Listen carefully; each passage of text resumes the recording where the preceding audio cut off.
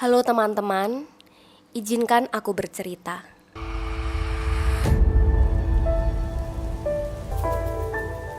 Kisah ini datang dari seorang supir bis yang mampir ngopi di pinggir jalan yang bernama Yosep Suryaningrat. Pada malam itu, dia akan kembali menuju Cianjur Selatan. Dia berangkat dari Bogor sekitar jam 7 malam melewati jalur Cidaun. Yosep beroperasi sendiri karena teman kerjanya pada saat itu sedang tidak enak badan. Dia menyetir selama 5 jam hingga sampai di Sukonegoro. Kemudian dia memberhentikan busnya di depan warung kopi dengan bermaksud untuk beristirahat sejenak. Saat itu waktu menunjukkan pukul 2.30 dini hari. Yosep tidak tahu daerah apa yang dilewatinya karena di sepanjang jalan itu cuma ada Yosep saja. Tidak ada kendaraan lain yang melintas. Warung tersebut terlihat remang-remang karena hanya diterangi beberapa lampu lentera. Hidangan yang terlihat hanya ada beberapa gorengan saja dan itu pun sudah dingin. Saat Yosep masuk ke warung tersebut, dia langsung memanggil pemiliknya dengan bahasa Sunda. Pemilik warung yang merupakan seorang wanita itu langsung menyahutnya dan dia pun datang menemui Yosep. Kemudian Yosep duduk dan segera memesan segelas kopi susu.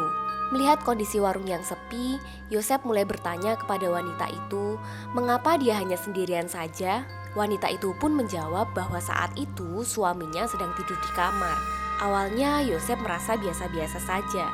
Lalu wanita itu memberikan kopi yang dipesan Yosep. Namun semakin lama Yosep duduk di warung itu, perasaannya mulai semakin tidak nyaman. Suara di tempat itu mendadak menjadi sangat dingin dan tiba-tiba saja Yosep mulai mencium bau amis. Yosep mencoba untuk tidak memikirkan hal-hal yang aneh.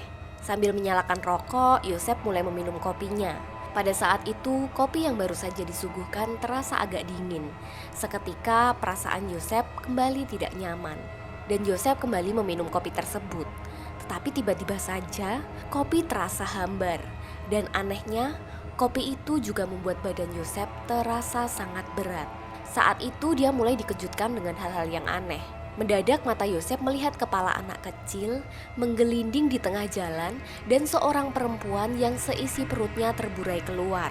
Wajahnya terlihat hancur sebelah dengan rambut yang terkelupas bersama dengan kulit kepalanya. Tangannya juga melambai-lambai ke arah Yosep seperti ingin minta tolong. Seketika tubuh Yosep langsung lemas dan dia juga merasa tubuhnya sangatlah berat. Lalu saat Yosep menoleh ke arah wanita pemilik warung tadi, dia melihat wanita itu seperti sedang menangis meratapi sesuatu. Wajahnya juga terlihat pucat pasi dan sorot matanya juga terlihat kosong. Yosep mulai merasakan ada sesuatu yang tidak beres dan pada saat itu dia berniat akan kembali menuju busnya. Namun entah kenapa kaki dan badan Yosep terasa sangat berat. Tubuhnya juga mulai gemeteran. Tiba-tiba saja Yosep dikagetkan oleh suara klakson truk yang berhenti tepat di belakang busnya. 3 armada truk berjajar di belakangnya dan para supir truk tersebut juga langsung menghampiri Yosep. Mereka pun mulai bertanya kepada Yosep karena pada saat itu Yosep terlihat sedang berdiri dengan pandangan kosong di tempat tersebut.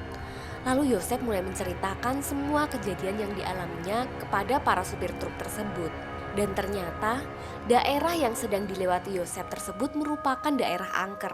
Warung yang disinggahi Yosep tersebut rupanya sudah tidak ada dan dulunya warung itu pernah hancur tertabrak oleh truk. Keluarga beserta pemilik warung semuanya sudah meninggal dunia karena terlindas truk tersebut. Dan pada akhirnya salah satu dari ketiga supir truk tersebut memutuskan untuk menemani Yosep menuju tempat tujuan dengan selamat. Begitulah cerita mistis kali ini. Jika kalian suka video ini, jangan lupa like, subscribe, and komen di bawah ya. Bye-bye.